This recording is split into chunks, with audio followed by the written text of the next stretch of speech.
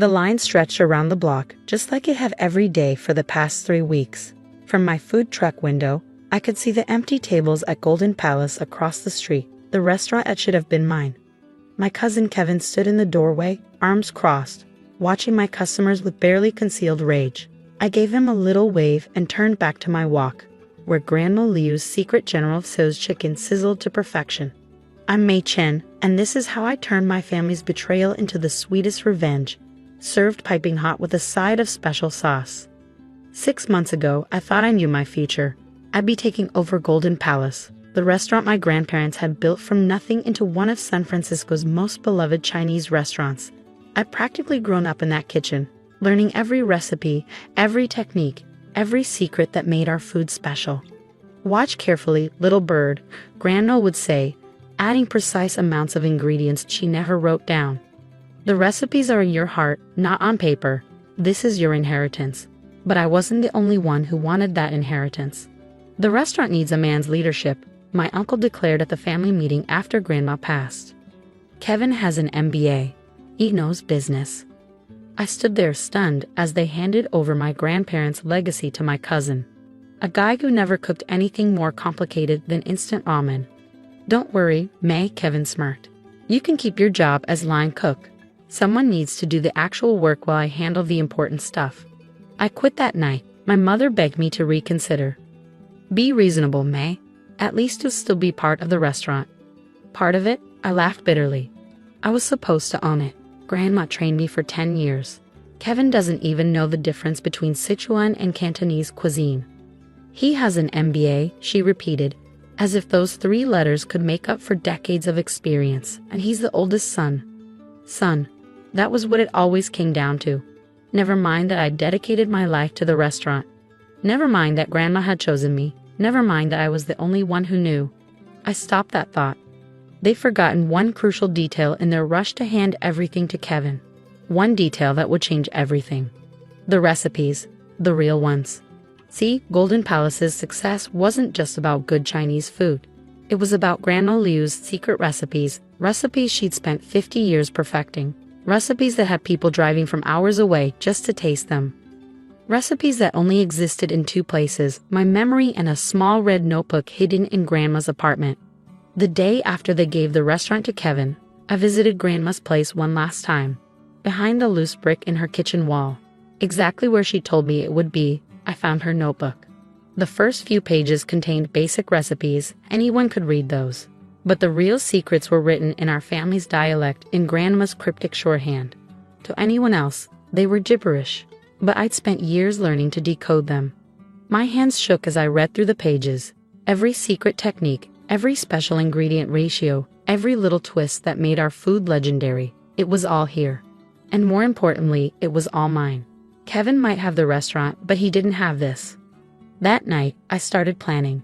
I took out a loan, bought a food truck, and spent 2 weeks retrofitting it into a mobile kitchen.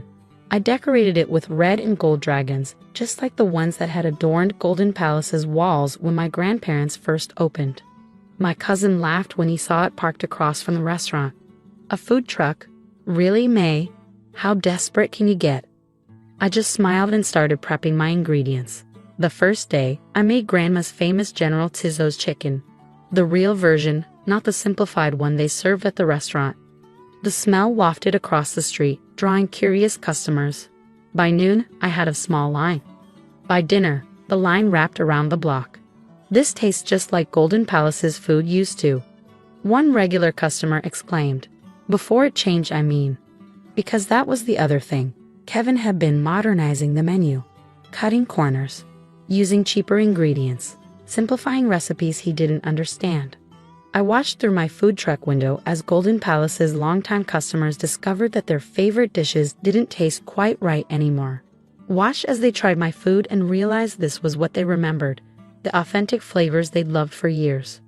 How are you doing this? Kevin demanded after the first week, when his lunch crowd had dwindled to almost nothing. Those are our recipes. I stirred my wok calmly. No, Kevin. They're my recipes. Grandma gave them to me. The ones you're using, those are just the basics. His face reddened. You're lying. All the recipes are in the restaurant's files. I laughed. You really think Grandma wrote down her real secrets where anyone could find them? The special ingredients? The exact timing? The techniques she spent 50 years perfecting? He stormed back to the restaurant. That night, I got calls from various family members, demanding I share the recipes, accusing me of betraying the family. I let them go to voicemail. The next morning, I opened my truck's window to find an even longer line waiting. Word was spreading. The real Golden Palace taste could now be found at a food truck called Little Bird's Kitchen. Kevin stood in his doorway, watching my success with growing desperation. He tried copying my dishes, changing his menu to match mine, even sending his cooks to order everything on my menu so they could analyze it.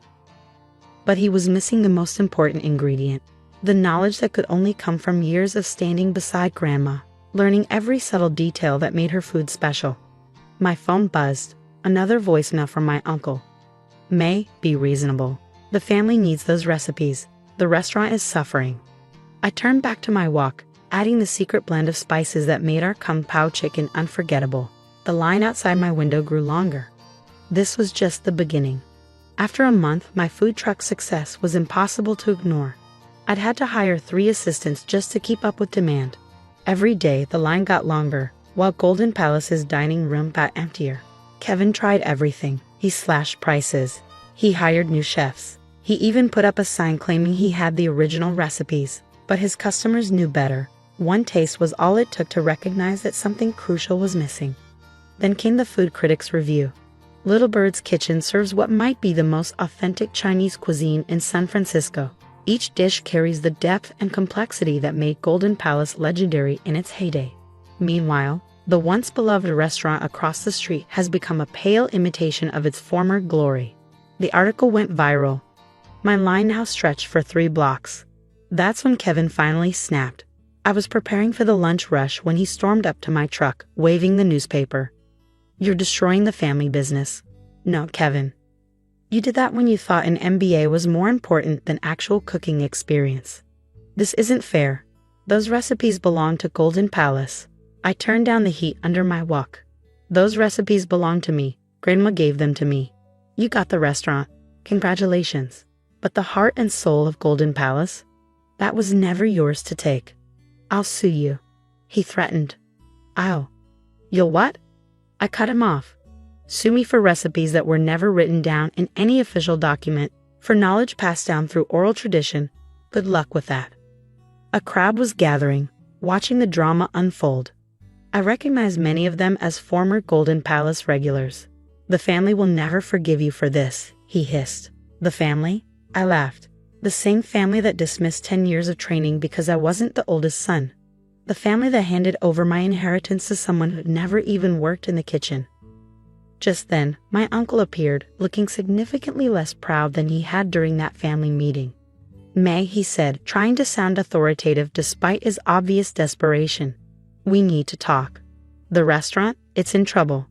I kept cooking, the familiar motions of preparing Grandma's hot and sour soup keeping me calm. I'm busy. Lunch rush is starting.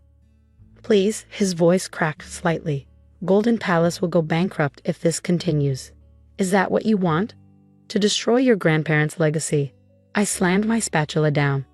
Their legacy? Their legacy was perfect food made with love and dedication. Their legacy was 50 years of recipes perfected through hard work and passion. Their legacy, I gestured at my food truck, is right here. We made a mistake, my uncle admitted quietly. We should have respected your grandmother's wishes. Yes, I agreed. You should have. Kevin stepped forward. Then help us fix it. Give us the recipes back. I looked at them both, my proud uncle finally humbled, my arrogant cousin desperate for what he'd never bothered to learn. The recipes were never just about ingredients and instructions, I said. They were about dedication, about spending years learning every subtle detail, every tiny adjustment, about understanding why each step matters. I stirred the soup, inhaling the perfect balance of flavors that had taken Grandma decades to perfect. You wanted quick success without doing the work. You thought running the restaurant was just about business plans and profit margins, but Grandma knew better. That's why she spent 10 years teaching me, and that's why she left me her real legacy. What do you want? My uncle asked. Name your price. I smiled. I don't want money. I want what was promised to me, what I earned. The restaurant? Kevin protested. But not just the restaurant, I corrected. Complete control. No family interference. No MBA-inspired modernization. Golden Palace goes back to what it was meant to be, a place where food is an art, not just a business. My uncle looked at the line of customers stretching around the block, then at the empty tables visible through Golden Palace's windows. Done, he said. Kevin started to protest, but one look at the restaurant's books silenced him. They were hemorrhaging money, and everyone knew it. 2 months later, I stood in Golden Palace's kitchen, my kitchen now. The dragons on the walls had been restored to their original glory. The dining room was full again, the air rich with the authentic aromas of Grandma's cuisine. I kept my food truck too, run by the staff I'd trained. Some customers still preferred the casual atmosphere, and I saw no reason to fix what wasn't broken. Kevin? He took a job with a corporate restaurant chain, where his MBA could be put to better use. My uncle stopped talking about proper succession and male leadership. And me? I stood at my wok, adding the secret ingredients that made our Kung Pao chicken special, just like Grandma had taught me. On the wall hung a new photo, Grandma in her kitchen, young and proud, next to one of me at my food truck. A server poked his head in. "Chef, there's a food critic here. Says she wants to know the secret to your recipes." I smiled, thinking of the little red notebook safely stored away. Tell her the same thing my grandmother always said. The secret ingredient is patience, and the willingness to earn what you want instead of just taking it. Later that night, as I closed up the restaurant, I looked across the street at my food truck, still serving customers under the glow of its red and gold lights.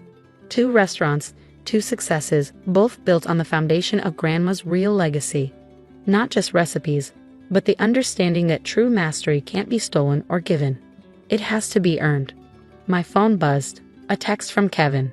"Happy now? You got everything you wanted." I looked around at my kitchen, at the dining room full of happy customers, at the dishes being prepared exactly as they should be. "No, Kevin," I typed back. "I got everything I earned." Sometimes the best revenge isn't just success. It's proving that success comes from dedication, not entitlement.